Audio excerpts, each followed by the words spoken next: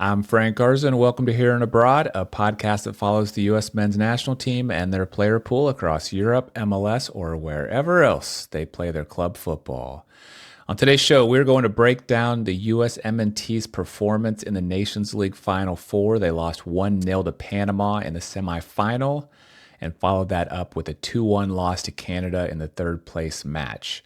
That ended the U.S. team's run of 3 consecutive Nations League titles, and Mexico became the new champs with their win over Panama in the final. Tell me today, Kyle Bond from the Sporting News is back on the show. And Kyle, I don't know where to start here. There's a lot of fans, a lot of pundits, a lot of journalists are worried. Feels like there's a lot of negative emotions around this team. But when you looked at this USMNT's performance in the Nations League, what would you say worries you the most? Yeah, man, I'm struggling with this one because I really want to be as calm and unmoved as Mauricio Pochettino is, right? I want when he says, "Hey, don't worry, everything's fine. We're gonna be okay. We got time." I want to believe it. I really want to believe it. And I'm having a hard time doing it. And I've never been a press the panic button guy, ever. But this is testing me a little bit. And what worried me the most was the lack of control. They did not ever look in control of either game. Even against Panama, when they had the majority of possession, they did not look in control. They did not look like they were asserting their style of play. They were asserting their dominance. They were asserting themselves at any point. And certainly did not look like they had control at any point against Canada. Even when Canada got a lead and said, all right, we're going to sit on our lead, it never looked like they were in control. The goal they scored came on, I wouldn't say a counterattack, but a quick move forward. And the biggest worry is that Mauricio Pochettino is trying to do something this team is incapable of. And to me, that's at the least a waste of time, and at the most a worrying indication that things aren't going to work in 2026. And what is that thing that he's trying to get them to do that they're incapable of? I don't know. That's the problem is whatever he's trying to do to assert dominance isn't working. And there's really no excuses here. They had most of their best players. Yes, they're missing a striker. But other than that, even without Anthony Robinson, who you could argue is one of the 2 most important players in this player pool, you should be able to assert dominance without a left back. And it's I don't feel that he has yet adapted to this player pool. He wants the player pool to adapt to him, and that is a folly in international football. Yeah. When you have this little time. Yeah. When you have a full World Cup cycle or even 2 World Cup cycles, fine. But you just don't have the matches and the training time to get players to fit you. You have to fit the players, and it hasn't happened. Yeah, the regression to me is really bothersome. It started out, a new manager comes in, you expect maybe it's going to take a little bit of time for their ideas to take hold and you to see something. And it was kind of a slow start, in his first window. But I really felt like in that quarterfinal home match against Jamaica that the team finally showed something positive. Like they were moving in the right direction. And I got really excited at that point, and that actually carried me through the winter, through the first part of the season. And I was like, okay, yeah, that's how it's going to be now. They're gonna play like that. And they didn't. It was the first match against Panama was boring to watch. It was a dud. And then the Canada match, they just didn't look fluid out there. It didn't look like in control, like you mentioned. And I think something about Pochettino is he's trying to be positive in the press conference. I'm not sure he actually believes that. There's this book that it's kind of this weird book. It's not like an autobiography. It's kind of like this journalistic piece that this journalist wrote, kind of covering him for a full season at Tottenham, when he was there. But he has a lot of input in the book. But anyway, one of the things he mentions in press conferences is he sees as the coach, his primary job is to protect the players. That's primarily what he's trying to do in the press conference. So I think he's trying to stay positive. He's trying to protect them. I don't know what he's really talking about with his coaching staff. Like, oh my God, I'm like, I don't know what's going on with this group of players. I mean, it could be something entirely different, behind the scenes. But if things aren't moving in the right direction, like heading into the World Cup, I mean, he can say that, yeah, he's seen a lot of teams that, play bad or they're building, and then at the World Cup they're good. I can't recall that. That was a load of nonsense. Yeah. I'll tell you what was most interesting to me, and I wish I had more on this because the Zoom cut off in the middle of it was right at the end. I've never seen a manager do this before, ever.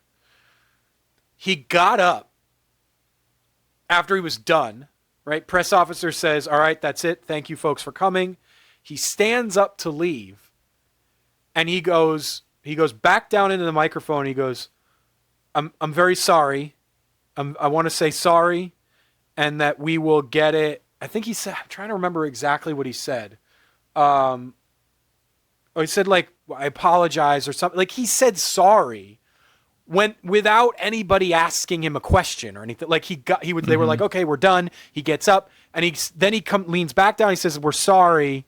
We want you to know that. I think what he said was, we want you to know that we're disappointed too, or something.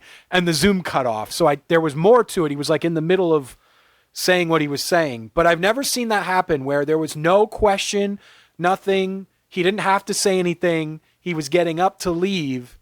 And then he reached back down and said, we're sorry. We're all disappointed too. So, and that was after the Canada game. So, like, I do think he feels it. I do. My biggest worry moving forward is with the idea that you have patience, we're building, and then you finish at the World Cup, is I think you need to learn how to play with urgency. I don't think that just happens. And when you get to an environment like the World Cup where one loss is bad, because not only, in a knockout environment, a loss is bad, but now even in the expanded version, you have less group games. Groups are only 3 teams instead of 4. So you only get 2 group games. If you lose one of them, you're in a world of hurt.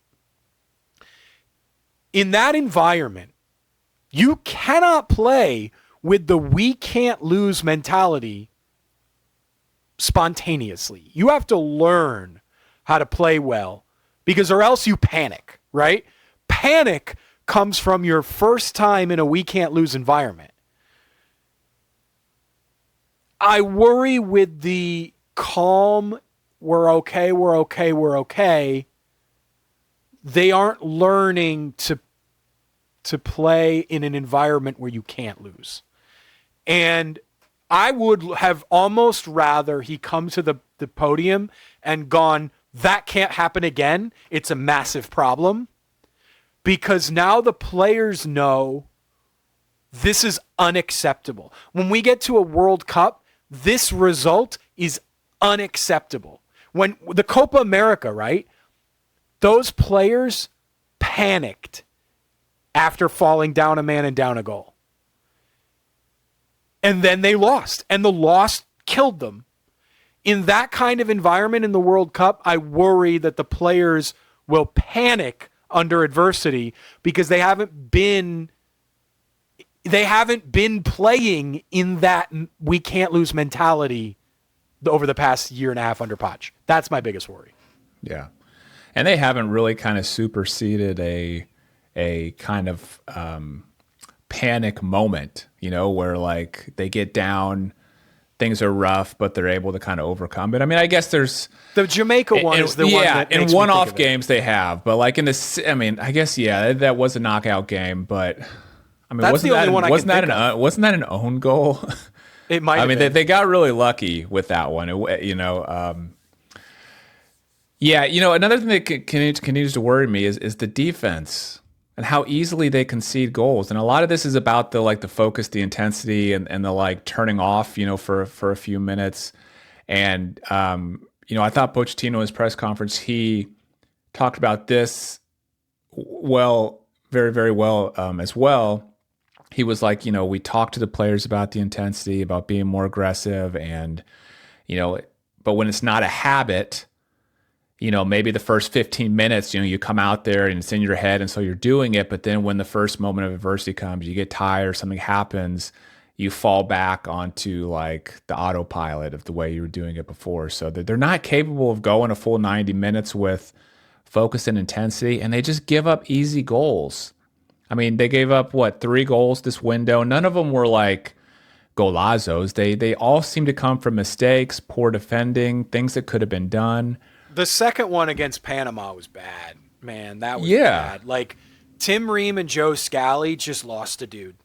And you're talking about the first one against the one against Panama, the only one. Oh, sorry, the winner against Panama is what I meant. Yeah, sorry. They just lost a guy in the 98th minute when you're like, it's like it should be the most intense, right? And exactly, they just lost a guy, and they're marking nobody, and you're like, wow. Okay.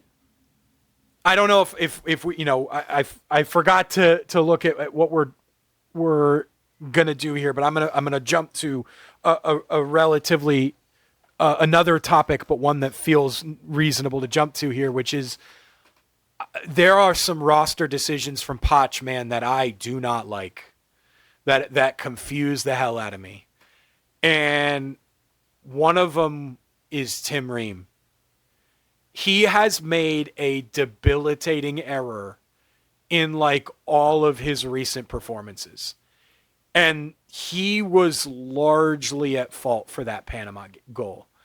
And because Joe Scally is stepping up, which he probably shouldn't have done, but there is a player making a move that you theoretically could say, all right, I see why you're covering.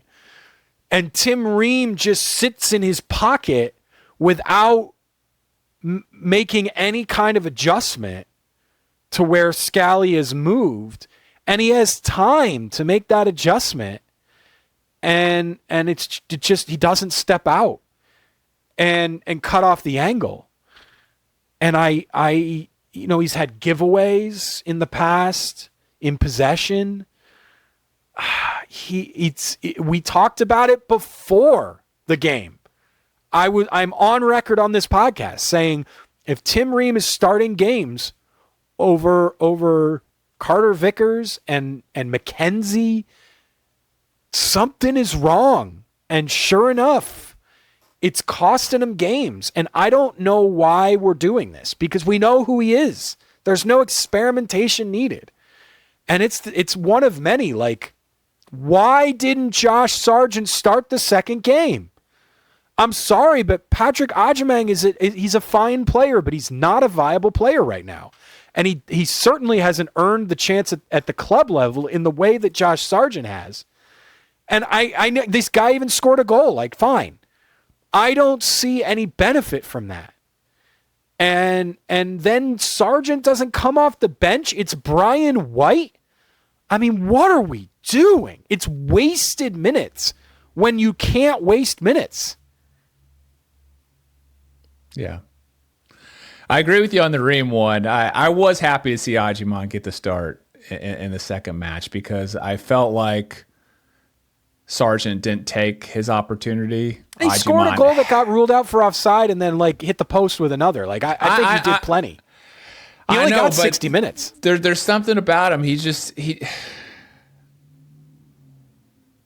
I don't want to say I'm making excuses for him, but I know what you're saying. He was close. He was really close, and he didn't get a lot of service, to be fair to him. And the offside But wasn't even him offside. He still can't seem to score. And Ajiman just did have. I thought he looked better when he came on, and I don't know. I don't think that's why we lost the match, but I'm just saying it didn't upset me to see Ajiman get the start. You know, if he's like, okay, Sargent, I've given him opportunities in previous windows. I've given him not the start this week or the match against Panama. I want to see this other guy who looked really good, you know, when he came on in the 10 or 15 minutes.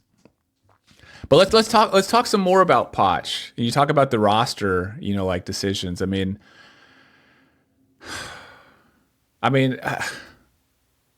he's Poch. You know, I think a lot of the comments I heard is the honeymoon is over, you know, with him. I wrote that, yeah.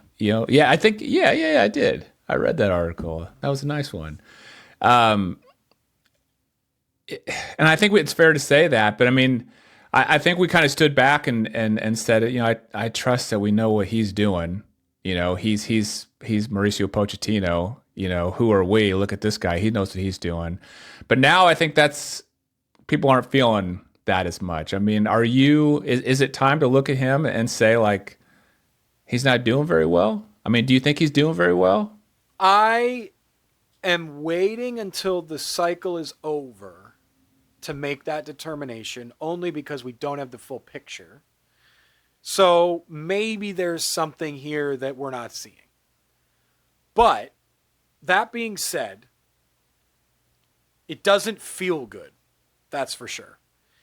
And I don't think they're under any illusions. But I just can't get over the idea that it doesn't feel good. And here's the thing that will get under my skin as a fan and as a writer quicker than anything else. And that's when you pee on me and tell me it's raining. And I don't feel like we're at that point yet. But for example, with Yunus Musa, just say you see him as a winger. Because clearly they see him as a winger. And he's not a freaking winger. It was never more evident than in this international break. He can't beat a guy one-on-one. And Poch said it after the game. He said, you know, we need guys, and the broadcast said it at halftime. They were like, Thierry Henry, I think it was, who said it at halftime of the Panama game. Somebody asked him, you know, what do you need? I think Kate Scott said, what does the U.S. need right now? And he was like, against a 5-back system, you need to get the ball wide, and you need a guy who can beat someone one-on-one. And that's not Yunus Musa. He's not the guy you need in CONCACAF play on the wing. And people keep putting him on the wing. In the past, it made sense because his passing was too high risk to be in the middle. It's not like that anymore. You need his ball progression. Tanner Tessman just isn't the kind of guy who can progress the ball in the same way that Yunus Musa can. And McKinney's a little bit too much of a all-over-the-place guy to play that role. I think McKinney and Musa are a really good foil in midfield ahead of Adams. But they keep putting him on the wing. But in the press conference, he's like, oh, we see him as a midfielder. Oh, I don't put much stock into, you know, where they get written on the roster. We talked about that before the game, that he was listed as a forward. Oh, maybe that was a mistake. Shut up. That is what I mean when, you know, pee on me and tell me it's raining. I can't stop. I can't take that when I'm blatantly being lied to. And it feels like there's some of that going on, and I'm not ready to make that judgment yet because I don't have the full picture until we get to the end of the cycle and see how it plays out. If it doesn't work, then you will look back on all the moments that you were potentially lied to, and you go, yeah, okay, my instincts were right.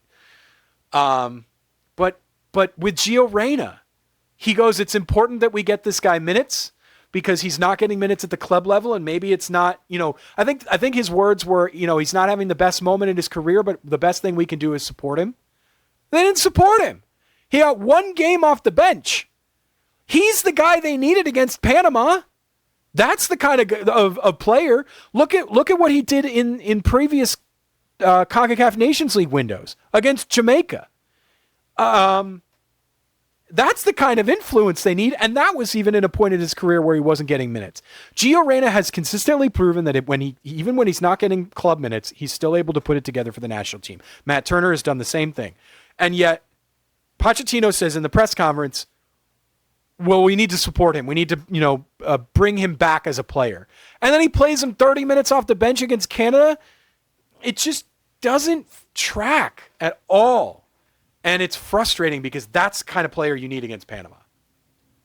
Yeah, but did you see the pre-match press conference against Canada when he talked about Gio Reyna? I forget who it was that was asking him the question, but he kind of didn't even let him finish the question, and he was just like, he almost seemed to kind of have a little bit of a smirk on his face, and he was like, look, he's not getting a lot of minutes at Dortmund, and we brought him in here to look at him because we're not going to get to see him. But what I took from it was that he wasn't even considering including Reyna as a significant player this camp, that he was just bringing him in here because they wanted to meet him. And he always used this word, feel him.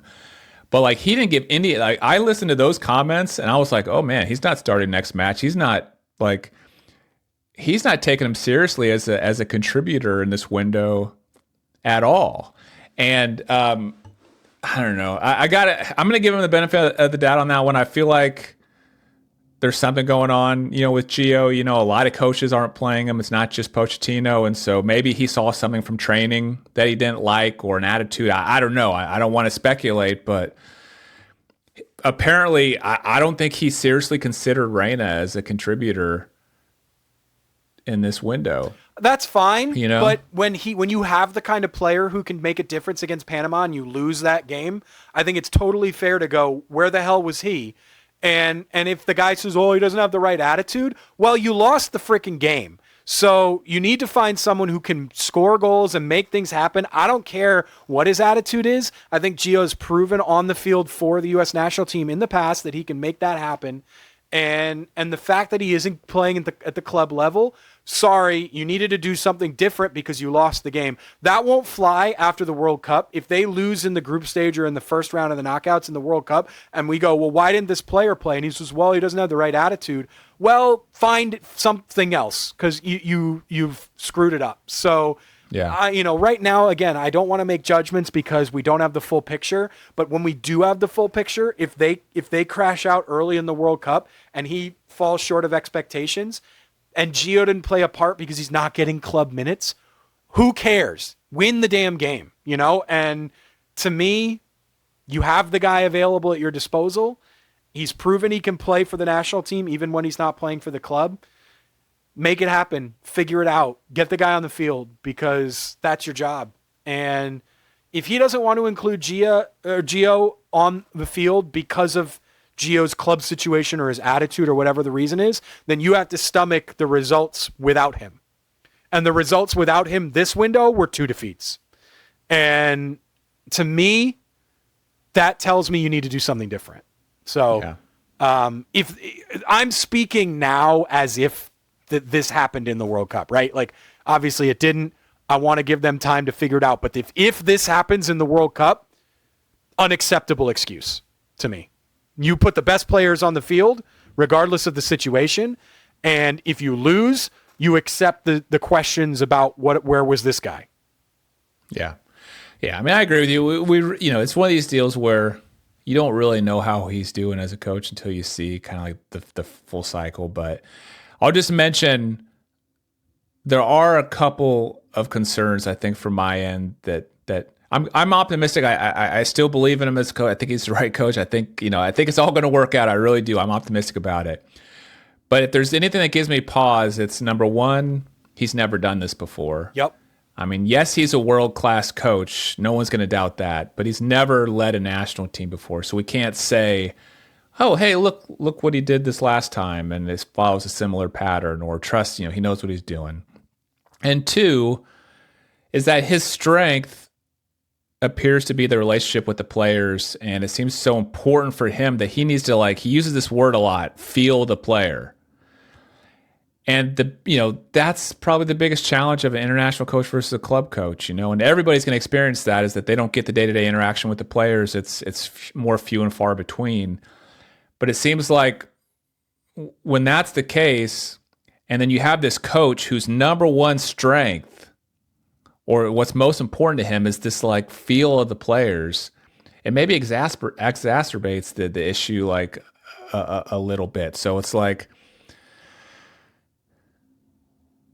those two things, it's just like I could see it potentially not working out because of those two things, and I'm going to stay optimistic about it, but he's never done this before, And I see that when he says we have time. No, you don't.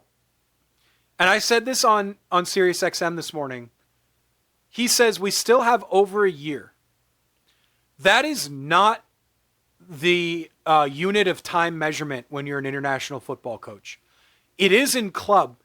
The amount of time that Pochettino has until the World Cup at the club level is an eternity. He has, what is it, like 16 months, 15 or 16 months? Yeah. Coaches get hired and fired in 16 months at the club level. That could be like a stint and a half at the club level. At the international level, the unit of measurement is not time.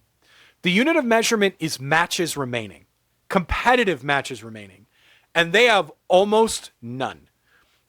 You have to call up a first team now for the Gold Cup. You have to.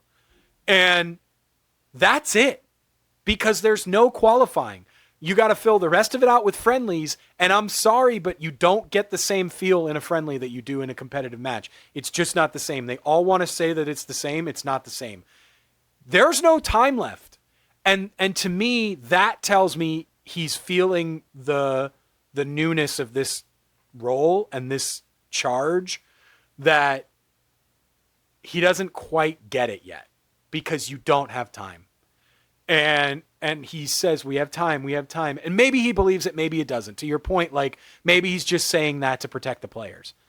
But you do not have time. And if that is truly what he thinks, problem. Yeah. Let's talk about what the time that they do have, because that's another thing I keep hearing. I think what the number I keep hearing is they have 5 windows before the World Cup, and to me, it's even less than that, and let me kind of explain. You have these 2 friendlies in June 7th to 10th, and then right after that, the Gold Cup starts June 14th, goes to July 6th.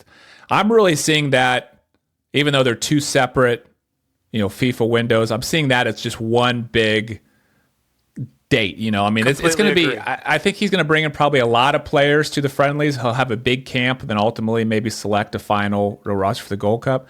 But because that's really just you can't pick your first team players in that many games, right? Especially in a summer that normally you would have given them off. So those friendlies may be like experimentational friendlies. Yeah. So that's one kind of gathering. I'll just call it the June gathering. Then you have the November international window. I think there'll be 2 friendlies. Then you have the March international window, which will probably be 2 friendlies. But then you only have the June pre-World Cup window friendlies, and then it's the World Cup. And Did you mention the October window? Because there's the October and November, right? International breaks? I think there's normally in October, and maybe that's something I need to check here, but on the research I did, I didn't see an October window. Let me look. Yeah, well, you look. I'll kind of just go into what I think about these pre-World Cup windows. I mean, that's a fine tuning, like maybe final roster decisions. Like if you go into those pre-World Cup friendlies not playing well, I seriously doubt you're going to come out of them not playing well. So to me, I really see like only 3 opportunities for this team to get better. So there is, as per usual, there is a September, an October, and a November. There is a September, okay. Yeah, so September 1st to 9th, October 6th to 14th, and November 10th to 8th, or 10th to 18th. All right, man. Sorry about that, everyone. I got my list right. No, that's okay. You have more international windows then. But still, they're friendlies. You don't Yeah. get the same feel. You just don't. Like, we were just talking about this on Twitter during these two games. Pochettino's substitutions and starting lineups felt like he was treating these games like friendlies. And the fact that you can say it feels like he's treating these competitive games as friendlies tells me that there's a difference between the competitive games and the friendlies. And that means you've wasted competitive games. Right. So anyway, I don't know. I'm really looking at, he hasn't figured out the player pool yet. And I think these June friendlies, Gold Cup, he's still going to be doing like some experimentation. But when we get to these fall friendlies, the ones that are going to be happening, as you said, September, October, November, if they haven't turned it around by then, that's when I'm going to really start to doubt that they can get it turned around, because by then they'll have, he should have the player pool figured out. All the players who are going to make a move in the summer transfer should be at their new clubs, so we should know what what all their situations are going to look like. If we get to the fall international windows and things aren't getting better, that's when I'm going to start to say, you know what, I'm losing a little bit of optimism, for the World Cup. We only have a few maybe 5 minutes left, Kyle. Let me just real quickly, I wanted to do a stock up, stock down on some of the players, in the pool. Is there anyone that you feel like saw a stock up, in this difficult window? I think Patrick Agyemang did. I mean, he's the only one that scored a goal, right? And he looked pretty good. I want to make it clear, I don't want to take anything away from him when I was talking earlier about Sargent. I just think Sargent needed to be given this window to show what he can do. And I think he got robbed of that a little bit. And Agyemang just sort of happened to be the guy that was on the other side of that. I think he played pretty well off the bench, and I think he scored a goal, which nobody else did. So, congrats to him on that sense. So I certainly think he saw his stock go up. I continue to think Tim Weah is an exceptional player and makes things happen for this team when no one else will. I think he was the only one of the attacking group that did anything of note in the Panama game. He's such a good player, and he can do things as a fullback. He can do things as a winger on both sides of the pitch.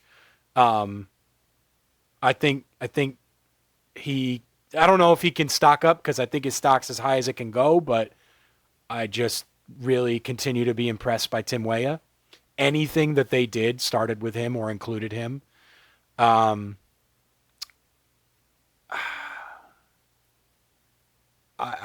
don't think there's anybody else that I can think of that really, put their best foot forward. I would have, if it weren't for that Panama goal, I would have said Joe Scally had a pretty good window. All things considered, he's in a tough spot playing on the opposite side. So maybe I'll give him a pass. I just don't, I don't really see him as anything more than a backup.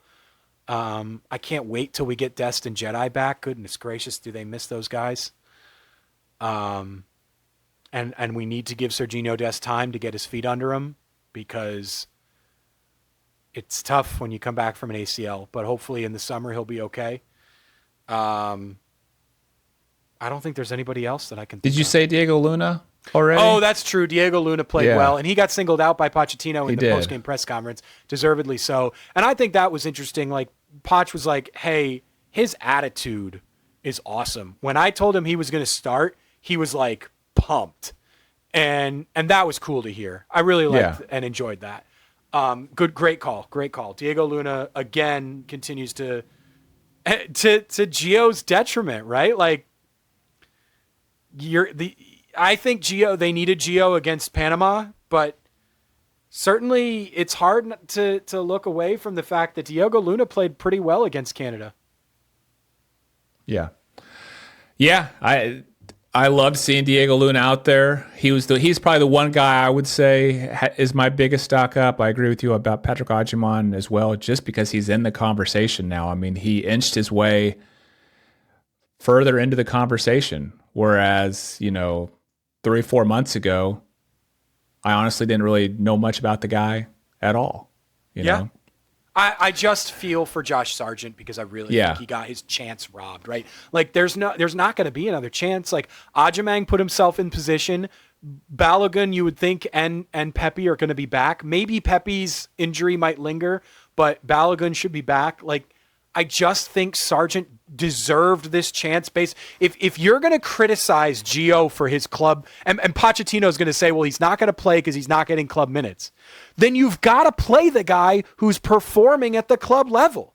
I mean, nobody is performing at the club level like Sargent. Nobody. And he got screwed of his chance. And I really feel for him because this was his window. I wanted to see Josh Sargent play all 180 minutes.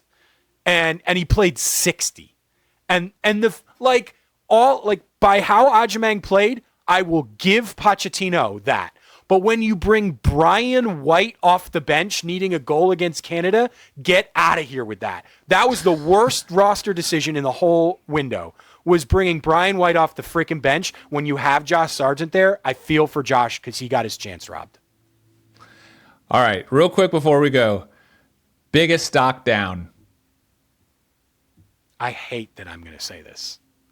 We've talked about all the other ones. To me, the easy answer is Tim Ream, but I'm not going to rehash that anymore. I was not impressed by Christian Pulisic this window. And he's the guy. He's still the guy. He's going to be the guy. And I'm not questioning that or doubting that. But he needs to be the guy when the team needs him the most. He is clearly absent when he's absent, right? Like you see what they miss when Pulisic isn't there. There is no question. When you are down a goal to Panama or Canada, he has to be the guy. And this window, he was not the guy. To the point where Mauricio Pochettino was going to take him off the field to protect him the rest of the way and get him back to his club healthy. He said, F off, let me take this free kick, and then wasted the free kick. It was a poorly underhit free kick to the point where they ended up recycling it around the other side and created a goal-scoring chance. He was needed in this window and didn't show up. And if he is going to be the great that he can be and should be and has the talent to be at the end of his international career, if he wants to be considered on the level of Donovan and Dempsey, he has to show up in these moments. And he didn't. And to me, that's the biggest stock down from that window. Yeah, I was surprised to hear Pochettino actually kind of say words around that after the Panama match, that he did explicitly say that we need more from Christian, which was kind of surprising to hear. Whether it's true or not, I thought it was surprising for him to actually call it out. And so yeah, we definitely have to have Pulisic motivated and at his best and on the ball as much as possible if we're going to succeed as a team.